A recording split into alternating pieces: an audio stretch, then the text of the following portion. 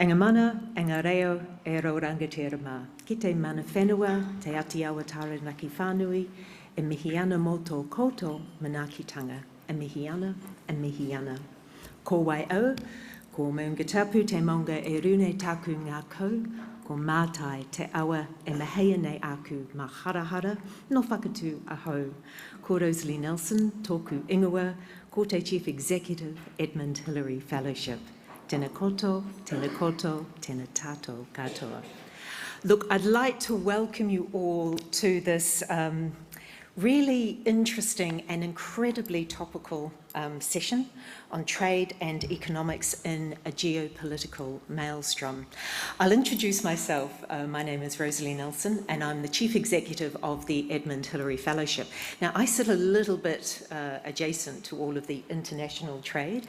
The Edmund Hillary Fellowship is a very unusual talent attraction program for New Zealand, which was about attracting global investors, scientists, entrepreneurs, systems designer into Aotearoa, New Zealand, in order to really amplify our innovation economy.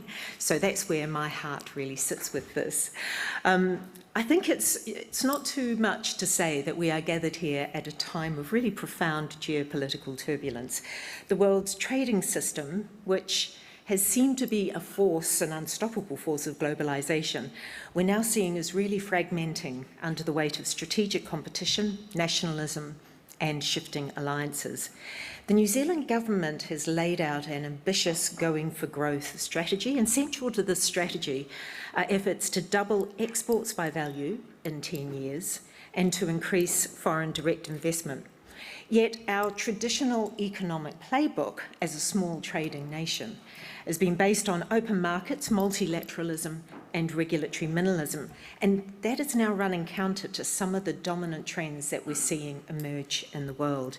Many nations are placing lesser priority on open economic relations as the world becomes more securitised, fragmented and unstable, and we are seeing direct government intervention into markets and trade barriers being used as strategic bargaining chips, while less attention is paid to the international rule of commerce. So the real question before us is, how do we remain agile and relevant amidst this turbulence? Is New Zealand's economic strategy doing enough? And if not, what do we need to be doing and what do we need to be doing differently to help us navigate the waka and also prepare for some of the different scenarios that could still emerge? What's being done to connect Māori enterprises with global markets? And what's the best response to Trump's tariffs? So I'm delighted to say that we are joined by an incredible panel of experts, each who represents some quite different perspectives. I'm going to encourage, the way that we'll work is that each one will just give 5 minutes sharing their views, and then we'll open it to the floor for questions. And so we do ask, because we're always conscious of time, that if you can keep your questions quite concise rather than sharing opinions, that would be really helpful at this point. I'm going to begin with Shamubil Yaqub, he makes economics easy and fun. Shamubil is the chief economist at Simplicity. And look, I know he will be no stranger to many of you. I've always thought of him as one of our absolutely leading economic commentators. He's an author, media commentator, thought-leading public speaker.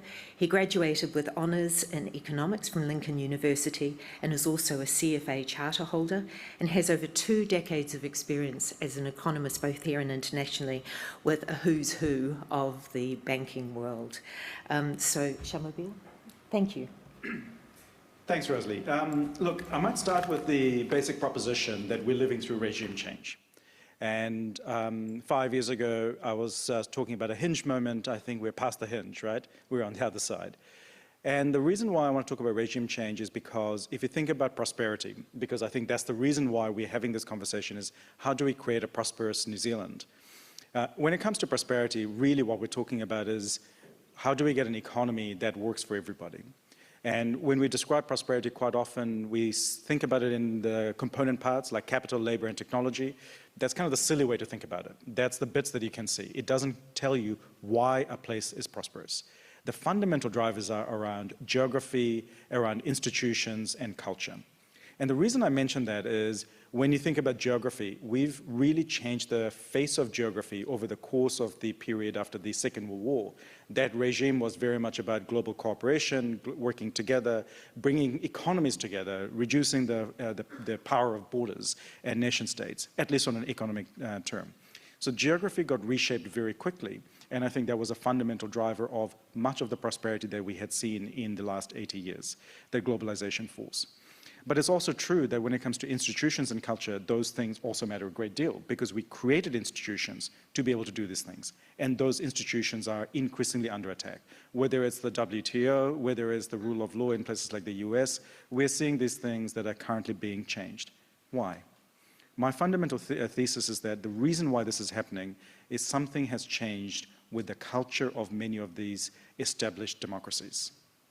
And the reason it has happened, I think, is because over the course of the last 80 years, while we've seen this improvement in global prosperity, we've seen a reduction in inequality between countries, we did not see the same kind of reduction of inequality in these advanced democracies. In places like the US, in New Zealand, in the UK, we saw a big increase in inequality in the 70s and 80s, and there's been no improvement for a number of decades. At some point in time, people go, well, that's enough. It's well and fine for the world to be improving. It's well and fine to be reducing inequality between countries, but it's not enough if I'm not getting better off. When our people are experiencing poverty, when our people are experiencing inequality, the economic system and our trade arrangements are no longer fit for purpose. That is the reason we're seeing increasing polarization of politics in countries around the world, and that is now being reflected in the decisions that we're seeing around the world. Whether it's Brexit in the UK, whether it's the rise of the far right, or whether it's Trump and Trump again. These are all symptoms of a culture shift that I think is quite embedded and is spilling over to the economic institutions that we see and how we do things. And it might be very tempting to say that, you know what? People will see the costs of these terrible policies and they'll change their minds. Well, here is the story about the first term of the Trump government. The tariffs that hurt the states most and the communities the most increased their support for Trump. So I do not agree that economic rationalism will somehow emerge out of the back of this or that it'll be predictable. The reason I'm telling you this story is because I think as we move into this new regime, whatever it is something different from the last 80 years. And the thing that will set us apart are still those fundamentals that we talked about. It's whether it's around geography, our institutions, and our culture. Our geography has some very big strengths. Our relative isolation, our very large size, our very large exclusive economic zone are absolute benefits. But we also know that we have the same kind of issues when it comes to our culture, in terms of fraying social cohesion in New Zealand, in terms of increasing polarization, but also that our institutions, while very credible, New Zealanders are losing trust in it. So we're kind of in this weird kind of moment where New Zealand is probably not as polarized as some of the countries we look to. But if we want to have good economic policy and good trade policy, we do have to have a conversation that's with New Zealanders about what it means to be prosperous. And when I think about our conversation today and the purpose of what we're trying to do, fundamentally I think the theme of today has been around a real clarity of our purpose and our values and making sure that our interaction with the world is consistent with that. And I don't know what that looks like, because my sense is that we are going to see frequent changes of governments, we're going to see frequent changes of policies, and the staying force has to come from our public servants and from the people of New Zealand. It's a really big ask. But trade policy, and I still believe in it, I still believe that globalization is good. I still believe that these are things we need to do. But I'm not convinced that we've got the balance right. And that's why the public are antagonistic. That's why we're going to see frequent changes in the global settings. So we're living in this new regime. It's still being figured out what it is. I think we're going to see lots of change and variability. And in that lies, I think, both our challenge and our opportunity. New Zealand is small enough and harmless enough that I think we can get away with a lot of things. We should be leading into that. Shamobeel, thank you. And there's a lot for us to digest within that. I'd now like to introduce Professor Jason Mika. from the University of Auckland. So Jason is Tūhoi, Ngāti Awa, Whakatōhea, and Ngāti Kahungunu. Sorry, I didn't pronounce that correctly. So Jason is working at the University of Auckland Business School, Waipapa Taumata Rau, as Professor of Māori Management and Associate Dean of Māori. And his research focuses on Māori and Indigenous business in multiple sites and sectors, including Indigenous trade. Welcome. Kia ora. Kia ora tātou. Tūtahi ka mea atu hau ki nā mana whenua o tēnei rohe, taranaki whānui, tō rangatira, koutou mā, mihi nui ki ang hautau e pupuri tonu e te mania o tēnei whenua, nō reira ka nui te mihi. Ka nui te mihi kia tātou, ko tēnei te wā o Matariki.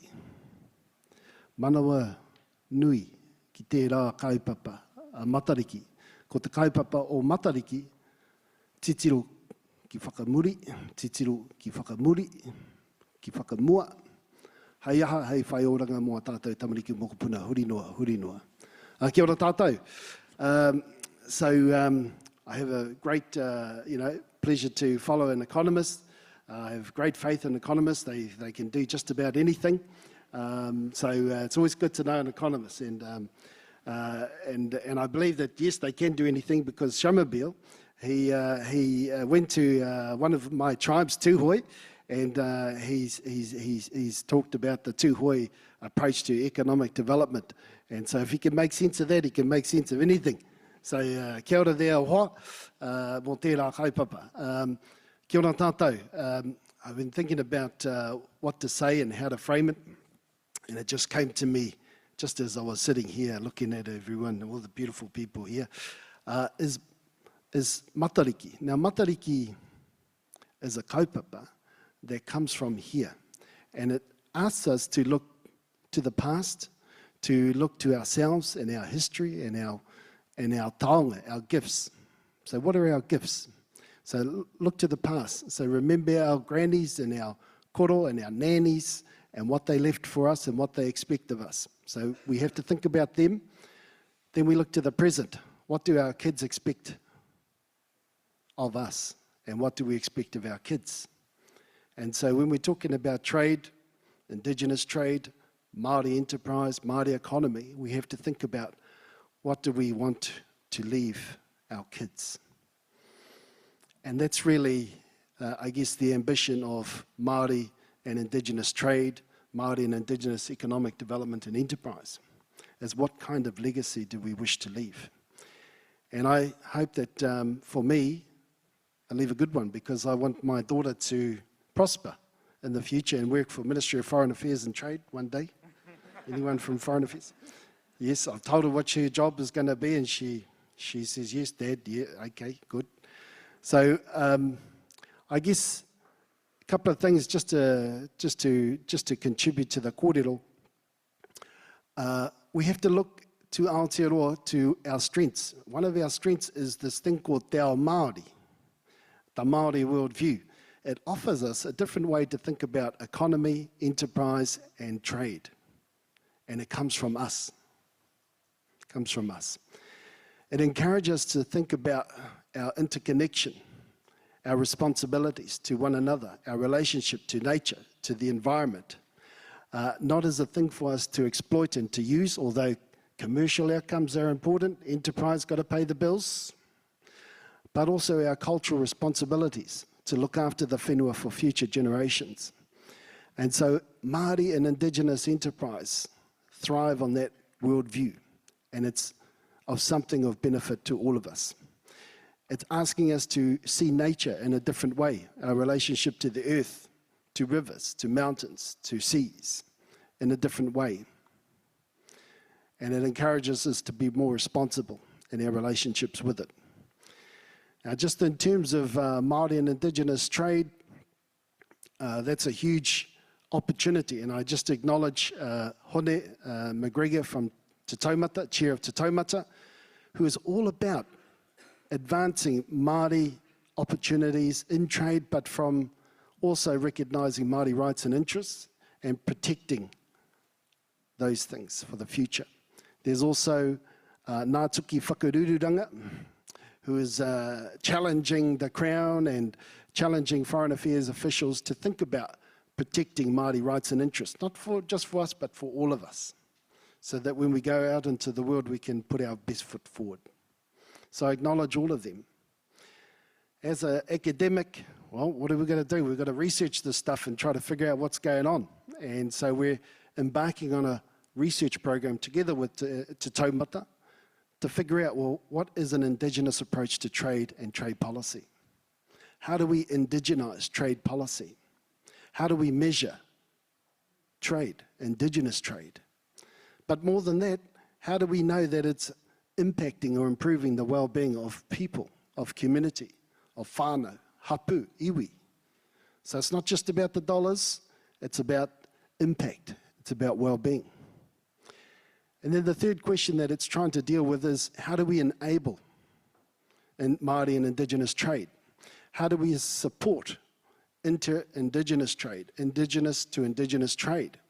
We've got these beautiful things called Māori and Indigenous trade chapters in the EU FTA, the UK EU FTA, the FTA with, who was it, Taiwan, Singapore, you know, so how do we get the maximum value for Aotearoa, for all of us, from those sorts of trade agreements, those opportunities? Whakapapa matters, relationships matter, not just about the transaction, going into those markets thinking, yeah, you know, we've got some beautiful stuff here, you should buy it. Relationships built on culture, built on respect, reciprocity, responsibility, with the Pacific, with Southeast Asia, with Asia, and the rest of the world. Using those sort of ancient cultural connections will help us to get there. Just briefly, I was in Jakarta. Anyone been to Jakarta? Oh my goodness, that's an awesome place. So I was there last week, and we were talking to these ASEAN trade officials, you know, who are learning their craft on how to negotiate with one another and the rest of the world. And one of the ASEAN trade officials got up and said, I was teaching them how to, what pepeha means. Everyone got a pepeha? All right. So these ASEAN trade officials were learning their pepeha and they were sharing their pepeha. And one of the young fellas got up and he says, oh, Professor, can you come up to the floor? You start counting in Māori and then I'll count in my language. And he started, I said, tahi, and he said, tahi, rua, and he said, rua. There's someone from South Sumatra, you know, and that's the whakapapa connection that I'm talking about.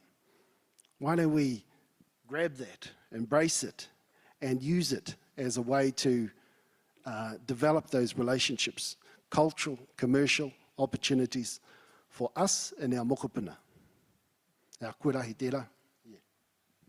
Ngā mihi nui, thank you.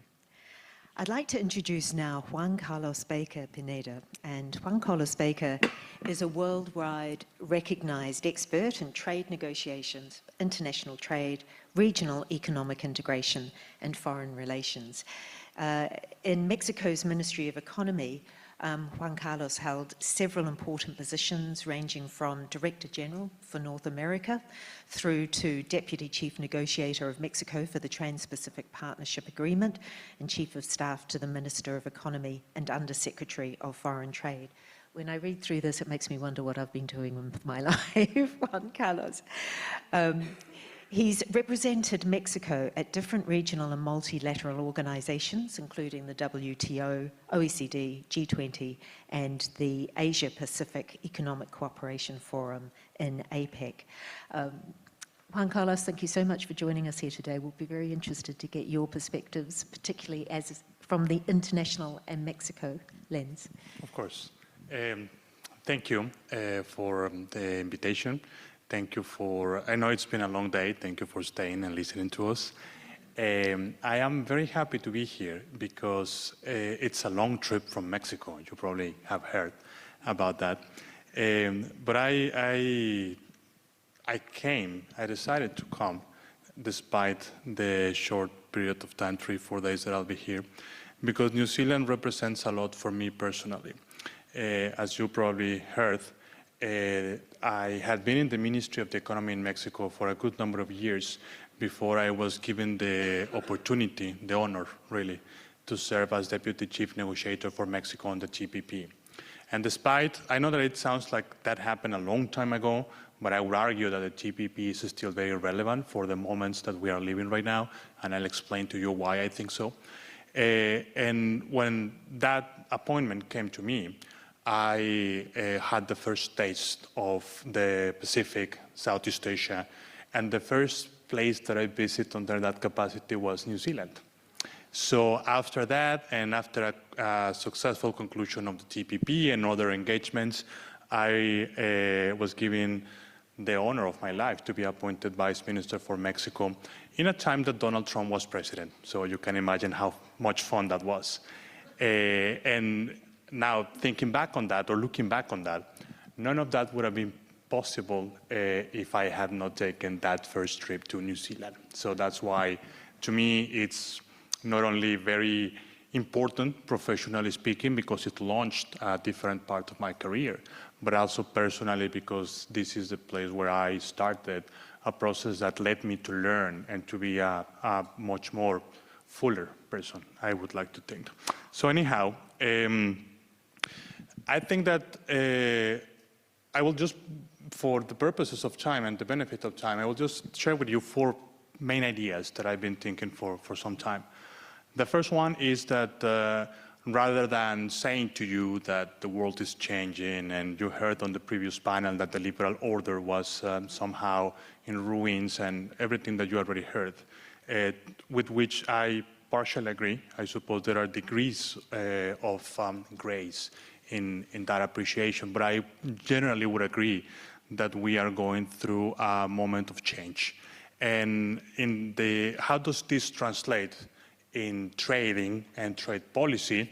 I believe it's been very obvious, and it has been staring at us for a few years, and that is that the WTO has become non-functional, that we have seen that despite the importance of international trade for all countries, that has not stopped or has not diminished the appetite to engage in trade wars. Certainly China and the US is the first one that comes to mind, but there are several trade wars going on at any given day around the world. Now, from the Mexican perspective, obviously, the big one is the US. It's our neighbor, it's our partner, even if they don't necessarily articulate it like that, we are partners. Mexico is the largest trading partner to the US. The amount of trade that and I always challenge my students to tell me, does anyone know here how much Mexico and the US trade? And I ask them to give me a big number. And sometimes they say $25 billion US. Sometimes they say 100. And maybe someone here knows. But the actual amount of Mexico and US bilateral trade in 2024 was $850 billion US dollars. So as to have a way of comparison, the economy of Argentina should be worth around 480, maybe $500 billion on a good day. And Argentina is a G20 economy. So we're speaking about an amount of trade between Mexico and the US that is 1.3 times the whole size of the Argentinian economy. That's really how much we trade with the United States and Mexico.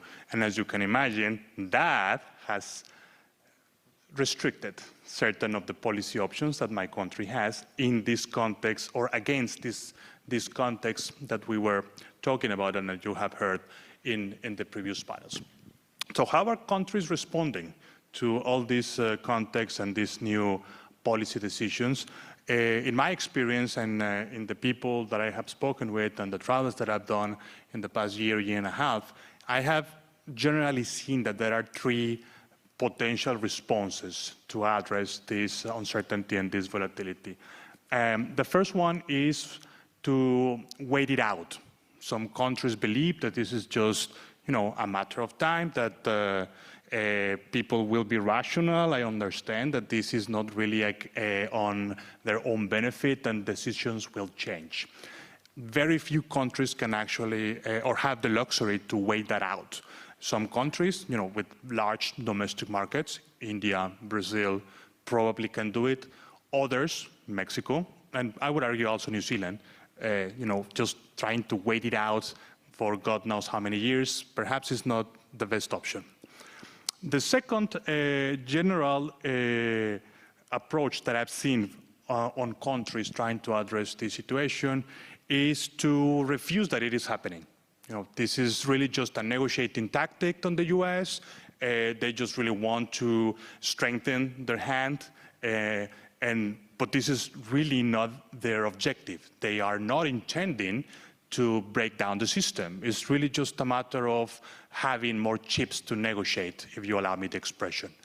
And that, in a way, is an idea that is self-fulfilling, because if we believe that the United States, or I'm filling the blank, whatever country you want, but if we believe that the other party is not necessarily bent on changing the rules of the system, well, we think that it's just a matter of accommodating with that country according to the new dynamics of the negotiating game, you see.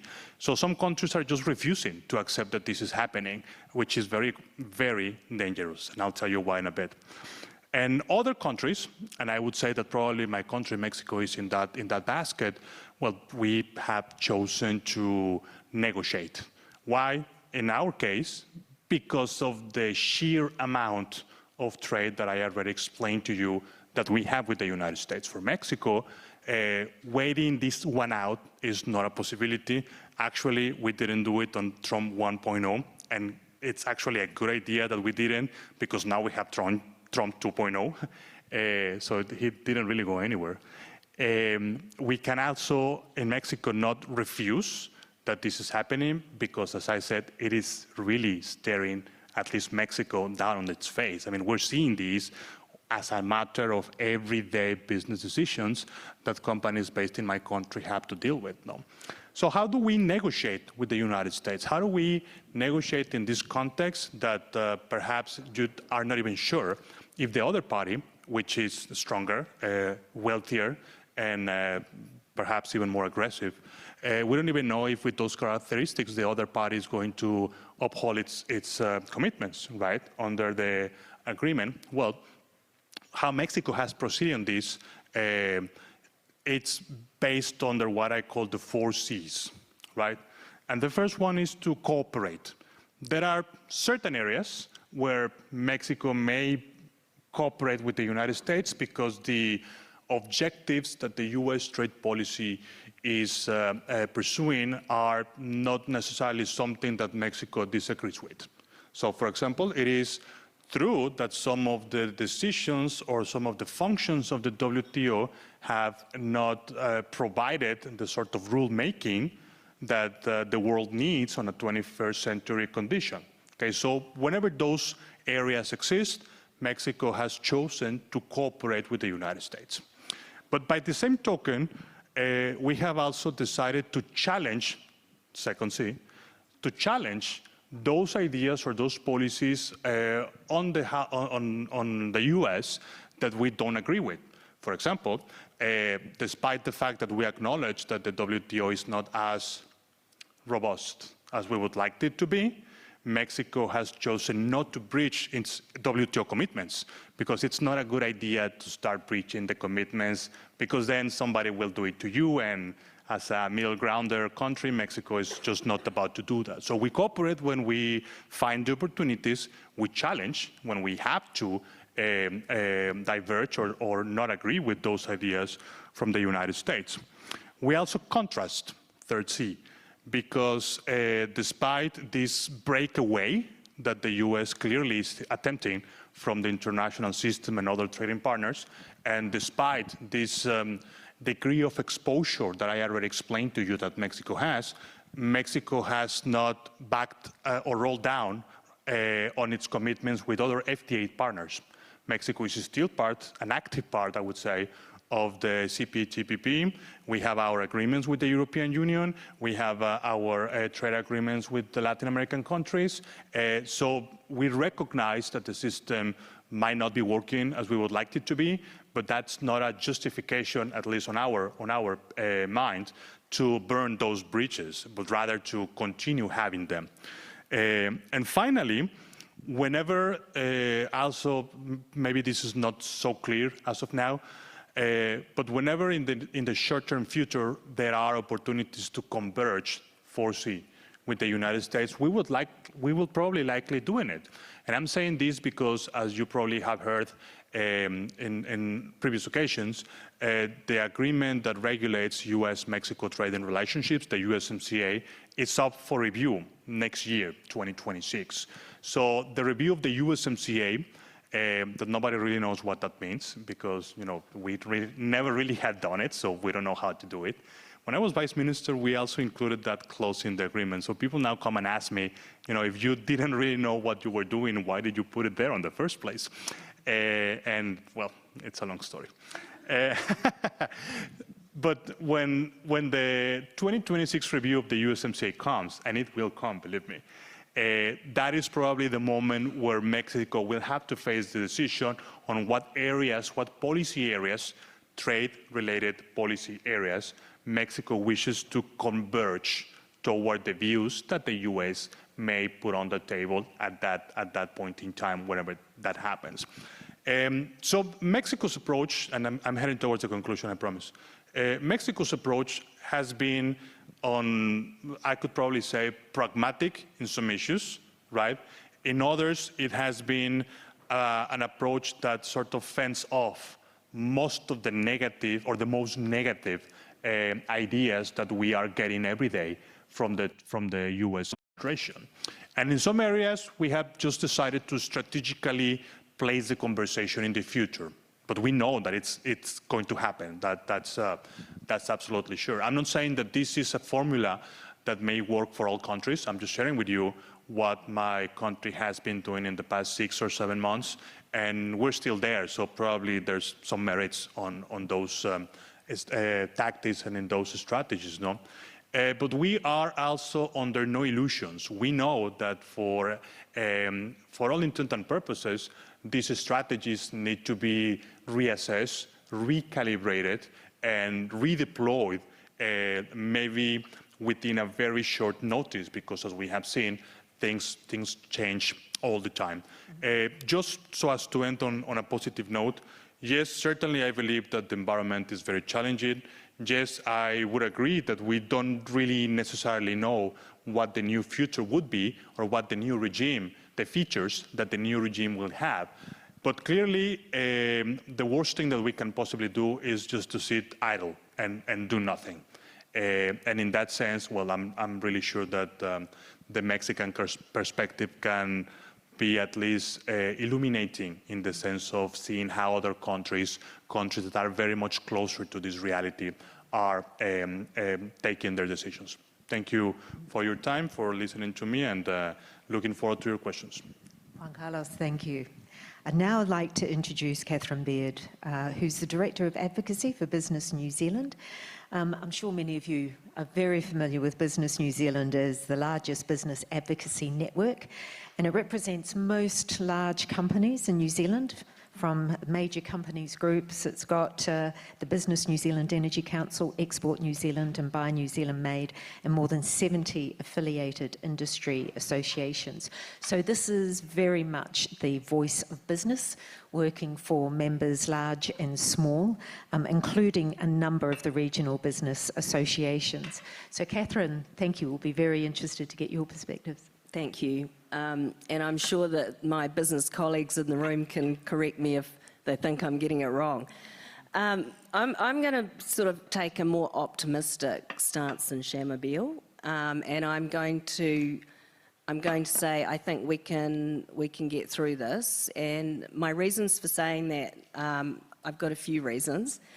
One of them is that the great work that's been done by Ministry of Foreign Affairs and Trade over the years means that about 70% of our exports are covered with free trade agreements. So unlike Mexico, we were once like Mexico with regard to all our exports going to the United Kingdom. Now we have quite a diversified opportunity out there amongst different markets.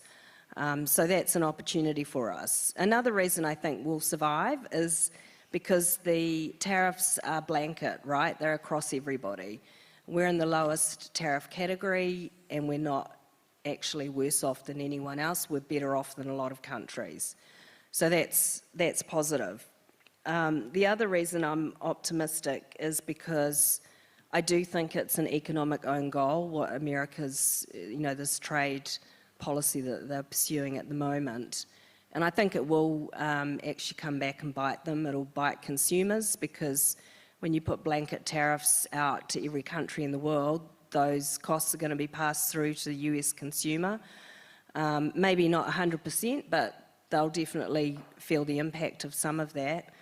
And I think it'll hit the elite as well, in that, you've got quite big American companies that have these integrated supply chains, from places like Mexico or China or wherever, and suddenly their products are going to get incredibly uncompetitive. So, that's the top companies in the US share market that are actually going to take, have some really difficult challenges with how they source their products. And so I think this is all going to flow through. It will flow through eventually, and that's going to put political pressure back on the president. And there's midterm elections, I think, next year, and voters are going to start to be hurting, would be my guess. You can't just stop, for example, international student enrolments and not take a hit on your economy. And we saw that in New Zealand through COVID, when we shut our borders and we stopped tourism and international students, our universities all took a big hit. So there's going to be real economic impacts that are going to go through. And the other reason I guess I'm optimistic about our chances of surviving this is because we have really smart, clever business people that are used to navigating all of these difficult supply chains and these international markets. They've got choices.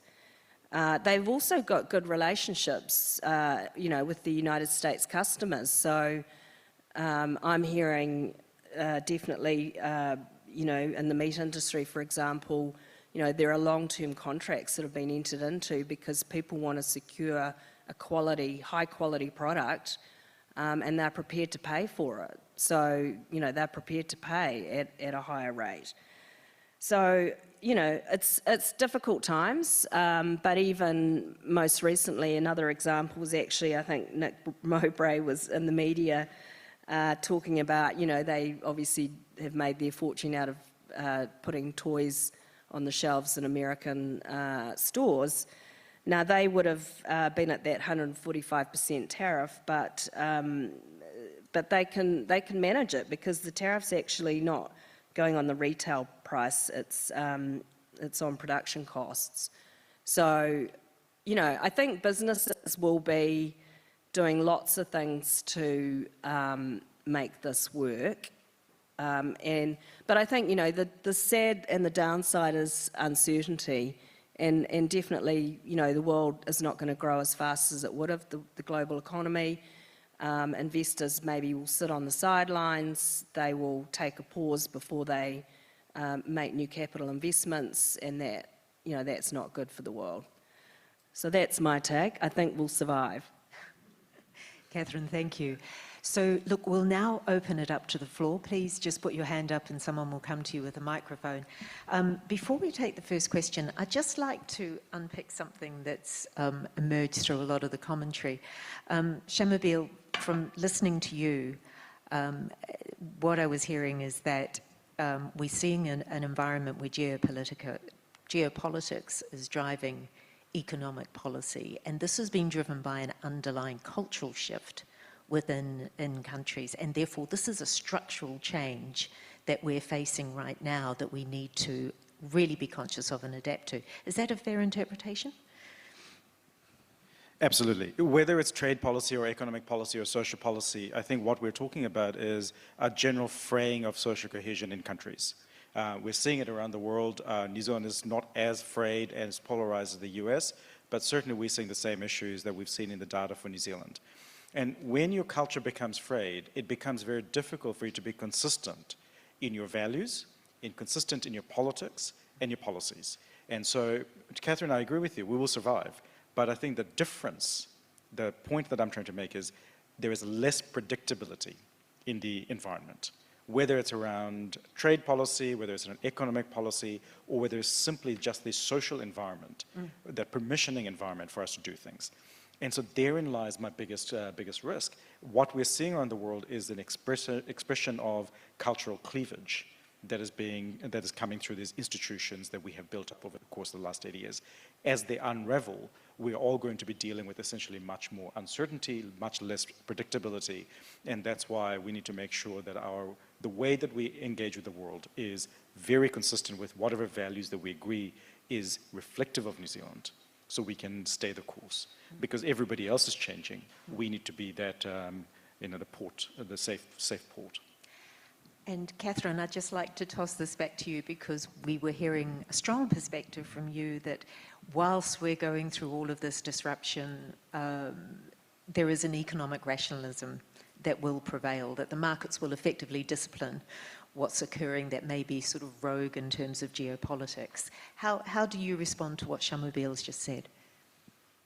Yeah, well, look, I mean, I think if we can talk about the Liz Truss moment in the UK, you know, when you put up a budget that the markets don't believe in, and you know, you get a pretty quick result out of that. So, and look, I just think, you know, inflation, they're going to drive inflation up, and that's going to hurt everybody in the United States. So, and you know, at the end of the day, I think it is true that people vote on the economy. You know, is their lives getting better or not?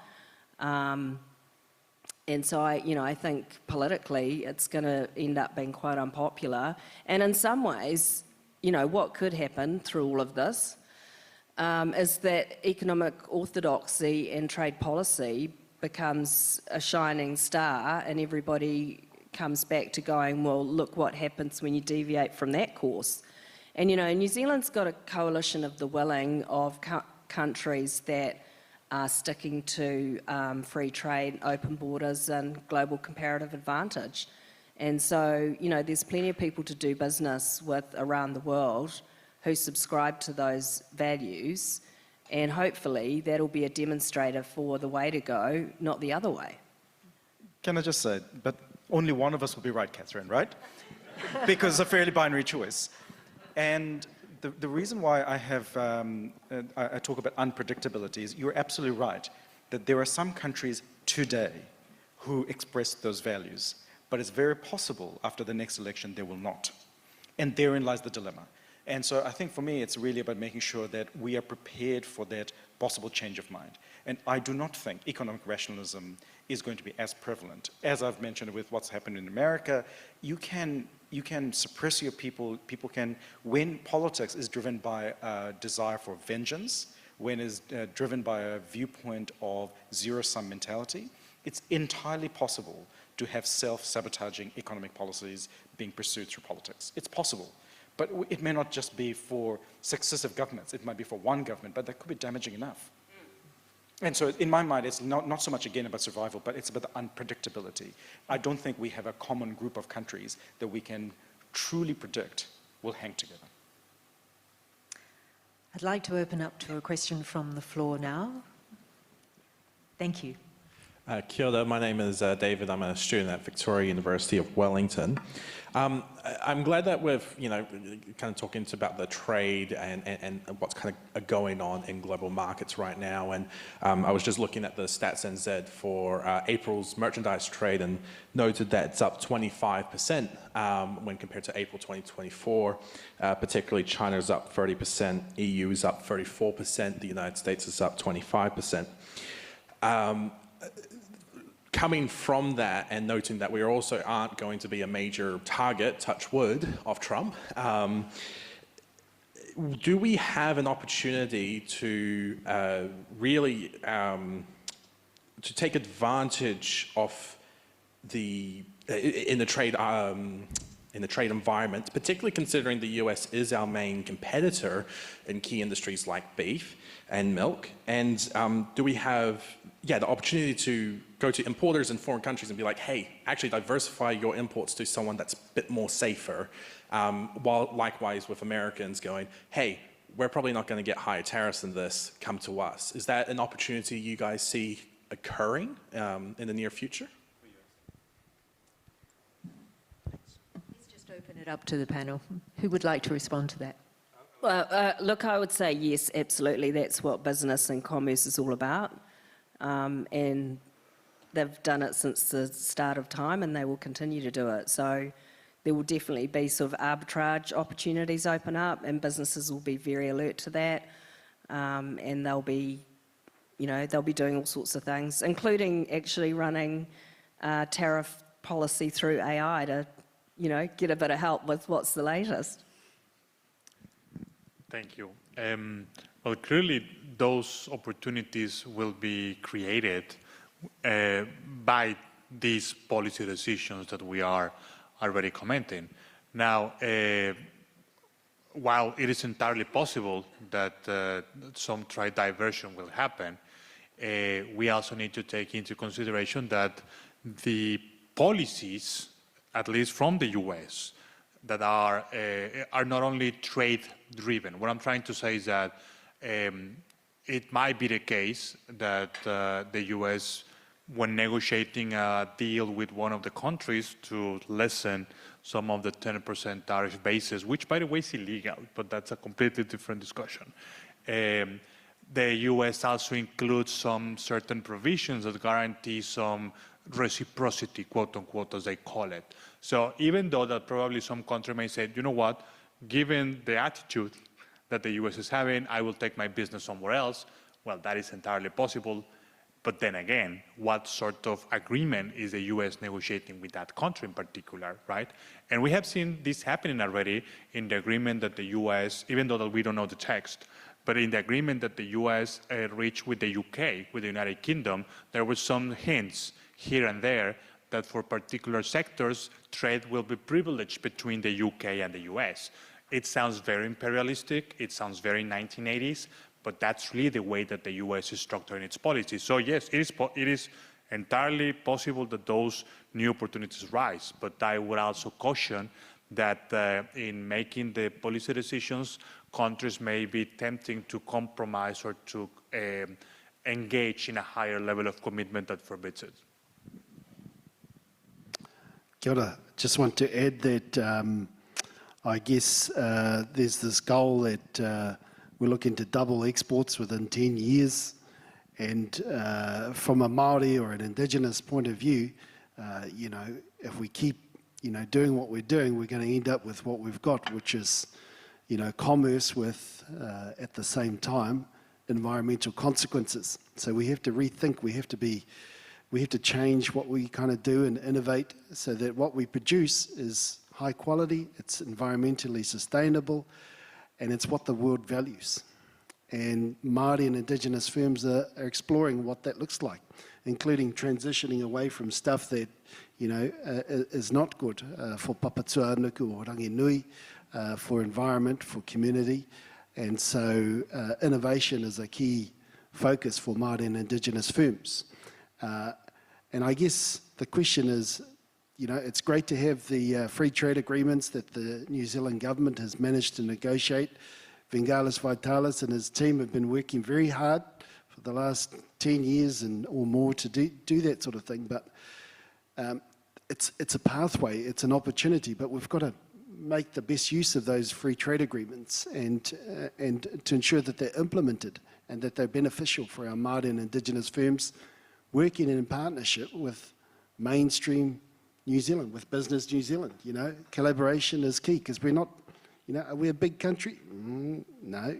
So we've got to work together, to make the most of what we've got. Another question? Thank you. Just the lady, the hand up. Kia ora, my name's Sarah Short. I work for MFAT, but this is a question in my personal capacity. Thank you very much for the panel. It's been really interesting hearing you, and I like hearing a bit of debate. That always makes it more interesting. I guess one of the things that comes to mind when I think about both Shamobile opening with the idea around the fraying of kind of trust within particularly within advanced economies, And then you see that translating into the geopolitics as well with the fraying of trust. And, I've heard in other panels today, we like to try and, what can we do about this fraying of trust, misinformation, disinformation? I think that's a really difficult question. I'm not going to give you that particular question, but I think that to me there's something about how do you counter that? And it seems to be about relationships, and how do you improve those relationships? And I guess I'm coming from a government perspective and thinking about how do we do that in a trade and economic sense. But I'd just be interested in what could New Zealand potentially be doing more of, whether it's business or government, because we are very far away, as one knows, from the flight. And, are we investing enough in terms of those relationships, that time face-to-face, whether it's New Zealand businesses, whether it's government, whether it's other academics or so on? And is my theory right? Is it investing in relationships a way to kind of counterbalance this erosion of trust? Thanks. I'll give it a go. All right. So part of the reason I want to give it a go is because this issue of social cohesion is at the very core of culture, and culture is what's reflected in institutions. And everything we're talking about now is actually the institutions and the setup of it, right? So if you believe my theory, and if you believe the data, that there is a fraying of trust and fraying of the social cohesion, then there is an issue that we need to explore. The antidote to reduction in trust is difficult. And it does fundamentally rest on the idea of more connection between people and relationships. That is fundamentally the way we have empathy for people. That's fundamentally the way that we're able to have disagreements, but still reach a compromise decision, which is what democracy does. So my sense is that I think what can business do, what can government do, what can all these places do? I think there's a few different opportunities. For business, I think there's a huge opportunity. Because if you look at the amount of trust in institutions, trust in media is extremely low, trust in government is low, but trust in employment, in business, and trust in own employer is extremely high. So 3/4 of people trust their own employer. So there is a high trust environment, and it's not hard, right? Because it says what's on the can. You come to work, I'll pay you. It's easy. Politicians have to promise unicorns and disappoint people. So there is a real problem there. So I think there is an element of opportunity in business where there is a, relatively speaking, high trust, and businesses have a real opportunity to be able to create those conversations, to be able to create those abilities to, I think, have conversations about issues of New Zealand that bring us closer together. It's a highfalutin thing, but I think there is an opportunity there. Like our we're all in this together work. But from a more government perspective, I think there is an opportunity. And the opportunity is not around top-down leadership and top-down action, but around the process that government takes. The way that government works is not just actions, it's not just regulation and delivery. It's also information, it's also design, it's also interaction. That soft part of government is currently not done enough, and certainly the way we do our policy processes don't take people along enough. So that would be the difference between Te Amari and the orthodoxy of how we do change. We describe changes to people rather than work with people to design the change. And it's a completely different worldview. But I think process matters. And just to give you one example, Christchurch after the earthquake was a great example. That rebuild was actually fantastic in the scheme of things. And one of the key pieces of that was the Greater Christchurch Partnership plan around infrastructure and zoning. That was all done in the decades leading up to it. It had been stuck in environment court, but they had been through this extraordinary process of confrontation within the community to figure out where will the growth go, where will the infrastructure go, and how will we do it. And because that process of confrontation had already happened, because that compromise was reached, when that policy was implemented, it worked. So I have a very strong view that that process is really powerful. It feels impatient in a 3-year political term. It feels impatient when you're getting kicked out of government. But that process from government agency, from the public service, as opposed to politicians, I think has a real opportunity for change. Thank you. Kia ora e hoa. Just want to add to that kōrero. I guess it comes down to what do we value? What do we value as Aotearoa? What are our values? So when we go off into the world and we ask other countries to do business with us, to trade with us, What are our values? How do we connect with people? How do we form relationships overseas? How do we project ourselves in the best possible way? What they see is who we are and who we are back here. So how do we treat one another? How do we relate to each other? How do we connect? You know, manaki tana, you know, whanauna tana. Relationships matter. They're critical to not only doing business overseas, but to who we are as New Zealanders, as people here in Aotearoa. And so we've got to look at those fundamental values of how do we strengthen those relationships with one another. And when we have a kōrero about the Treaty of Waitangi, you know, there's a prime opportunity there for us to think about how we connect with one another, how we relate to each other respectfully, and in a way that's mana enhancing, that's beneficial for all people in Aotearoa. And there's an opportunity for us to do that within that framework. But it's inclusive, it's for everybody. And so those values are New Zealand values. And so we've got to look to strengthen our relationships at home so that when we go overseas, we can do better. We did a little project for Alistair in the room, New Zealand China Council. You know, looking at the relationship between Māori and China. China's a big place, you know. But what we found in that is that the values between Māori people and Chinese people are very similar. They value family, they value relationships, they value elders. We look after our elders, and we also value opportunity to exchange in a reciprocal, relational manner. And so we need to look to the opportunity for cultural diplomacy, using our culture to lead the way. And not to be afraid of when there's an opportunity for Māori to lead, let Māori lead. Because Māori will take us all the way, you know, together. And we can pursue those opportunities together. The other thing about China I learned is that the Māori economy is not big enough on its own to supply what China needs. Collaboration is critical between Māori and non-Māori business to fulfill the opportunity there for the benefit of our kids. Kia ora. Thank you. Do we have another question from the floor?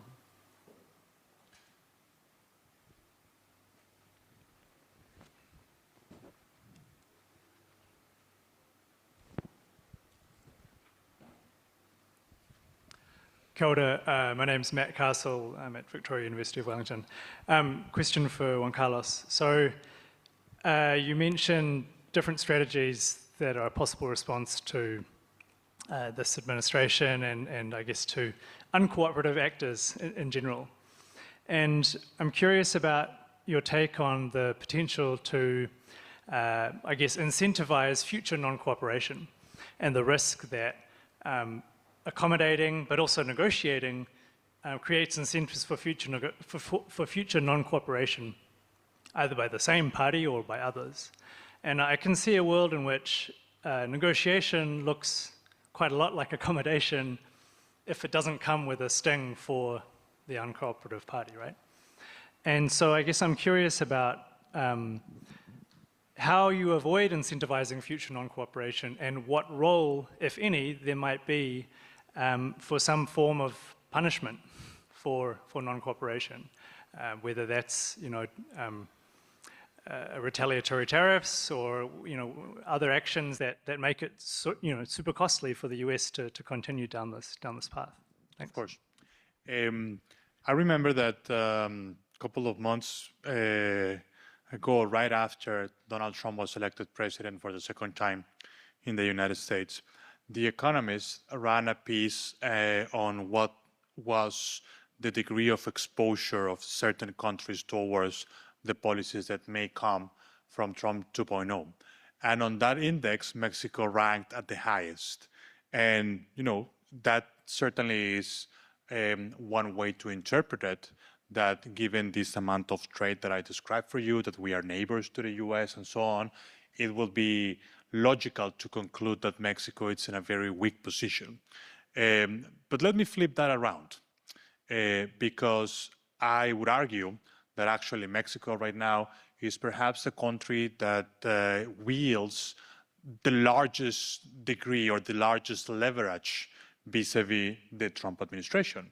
Because if you think about it, on all the issues that the Trump administration is very hard-pressed to deliver for the constituencies, whether that is security, drug policy, migration, the management of the border, inflation, or what have you, the key for the success in any of those topics actually lies in Mexico. Because if we cooperate with the agenda on fill in the blank, whatever issue, the chances for Trump to claim success increase, right? So in that sense, up to now, I would say that Mexico has been prudent in the sense that really trying to accommodate, or as I described in my remarks, to collaborate in the areas that we can. But clearly there are certain red lines that even if they are not articulated as such, there are some red lines that Mexico will not cross. For example, on the moment that we are asked, as I described, to breach our international commitments, if Donald Trump says, you know what, you really have to impose 500% on any given country, well, clearly that is a line that Mexico is not going to cross. Or if there are particular policies on migration, undocumented migrants that might be crossing the country that, well, we have seen displayed in the past few days in the US. And if those are the policies that the US wishes Mexico to replicate, well, clearly we will say no, right? So cooperation or accommodating certain issues does not mean uncompromising actions. When that happens, and it will happen, that is just really a matter of time, because that's how relationships between countries actually go. So when that happens, I believe that Mexico has a couple of tools on its box, if you allow me the expression. Maybe by not cooperating, we will be diminishing the chances that Donald Trump delivers on his agenda, and that will ideally force him to reconsider or reassess those asks from him to Mexico. Some conflict may happen, hopefully not too serious or not too, not too serious. But yeah, we are probably just keeping our powder dry for the time being. Yeah, I just agree with that. I just say there's a lot of codependencies in trade and, you know, international integrated supply chains. And so either things are going to get more expensive, which maybe the politicians don't want for their consumers, frankly, and they have no visibility of what it's going to look like until it happens. I heard someone say, do you want no toys in the stores for Christmas? Because, you know, you've got all that lead time to manufacture that stuff and order it and transport it and get it on the shelves. You've got to make a call now. So, you know, so things are going to happen which they will not even imagine are going to happen, and it's going to be quite profound. And then there's going to have to, my guess, and there's going to have to be U-turns because, to my point, it will hit the biggest companies in the United States. And you know, you look at how many different, I think, has anyone seen that graph of an iPhone and where all the components come from? You know, you might be having one manufactured thing and it's got inputs from 5 or 6 or 7 different countries. And how do you even start to untangle that as a bureaucrat that's trying to put tariffs on or figure out how to even collect that money or how to disintegrate that product to figure out where everything came from? It's going to be a nightmare. But I don't think that's the point. I think your question was around the bad behavior. It doesn't have to last. If we do it for just enough time, do we just create these those points of pain? So it's like, you know, your negotiation strategy changes. The norms of the game change, or the rules of the game change. And I think that is the risk. It's not so much, I don't think many of these things are not going to last because they're just stupid. But the reality is that people do stupid things all the time. Right? So I don't think we should assume that we're not going to see bad behavior, because essentially what we're seeing at the moment, the norms of the game of trading regimes, trade policies are being redone. And this bad behavior is now part of the norms. So we don't know when it's going to come from. And that is the problem, is with those integrated supply chains, with those codependencies, we create lots of real economic pain that creates more economic volatility and more political volatility. It's not positive, but it creates that uncertainty and that fat tail stuff that I was talking about. So to my mind, that is the fundamental problem that we're trying to deal with, is the rules of the game have changed. And I don't think we should assume they're going to be like they were in the last 80 years. We need to get that out of our heads. Bad behavior is going to happen.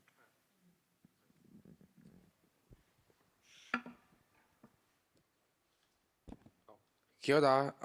I'm Albert, and I'm from Wellington High School. I'm a student rep from the school, from our high school, and I just have two questions about.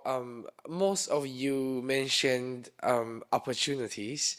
I'm quite curious what kind of opportunities. Like, could you please specify what kind of opportunities that can probably benefit for New Zealanders and New Zealand economy in terms of maybe business, trade?